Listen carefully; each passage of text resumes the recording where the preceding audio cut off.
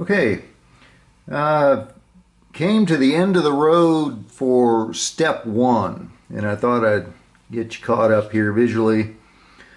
By step one, I'm talking about where the solid black is here, is the cut that we've just now made, tubular cut.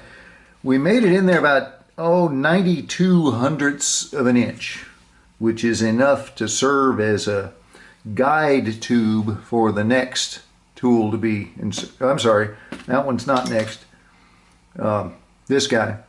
But anyway, it's deep enough that when we do use this tool, which will be the third step, there'll be enough control side to side. You'll be sliding it into a tube enough that you can't get crooked with it. So if you're wondering how I knew that we'd come to the bottom, I figured one of two things was going to happen because of the friction, the grip on the sides of this tube and in the inside. And that would be either it would get to where I literally could not turn it and would be afraid of breaking the shank if I were to like mount a lathe or something, try to use an electric motor on it.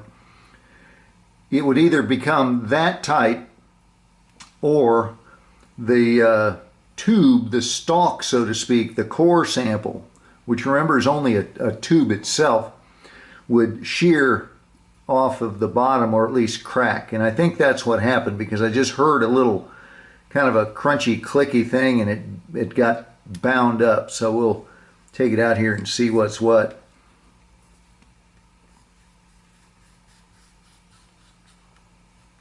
Yep.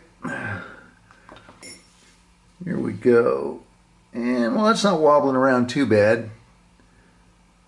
But you can tell by where the dust is on the end of the little cutter thing. You notice I got fed up in the halfway point there and punched a hole in it, some tape and a piece of metal rod to make a T-handle. My hands were starting to cramp. Twisting that thing. I started out with gloves and finally gave up and just said, now we'll put an honest handle on there. So now that's going to go back in place after removing this, and we will move on to this guy and clear out all of the red that you see on this chart. And we'll double check measurements of depth and so forth, because the last thing you want to do is screw it up in a way like that. But so far so good, and what we just completed was arguably the riskiest of the steps.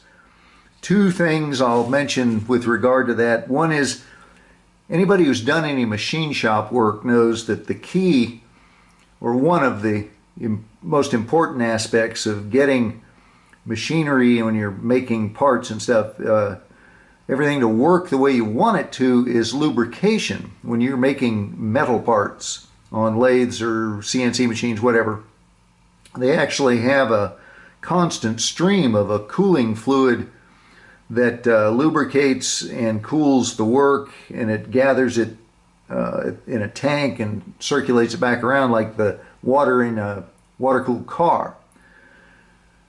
So that lack of coolant or lubrication, you're going to notice when you start doing stuff by hand like we're doing now.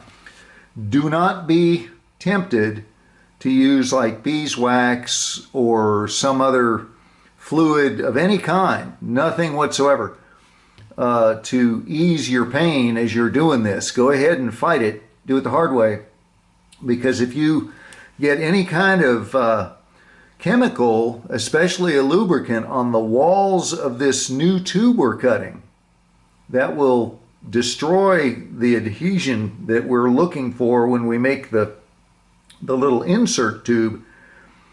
And that's going to be entirely epoxied in there, and that surface epoxy from the inside is going to hold all of this flowering crack business together.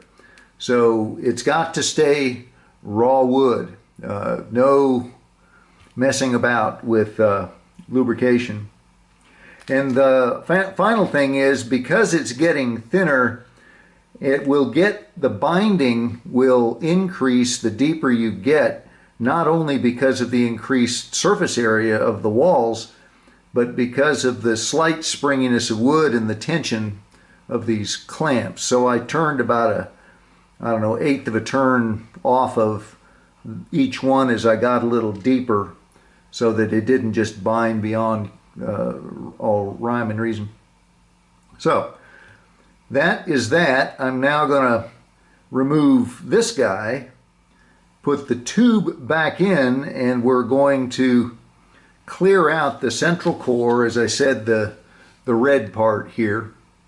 And when I've done that, I will get back with you and report on how it turned out.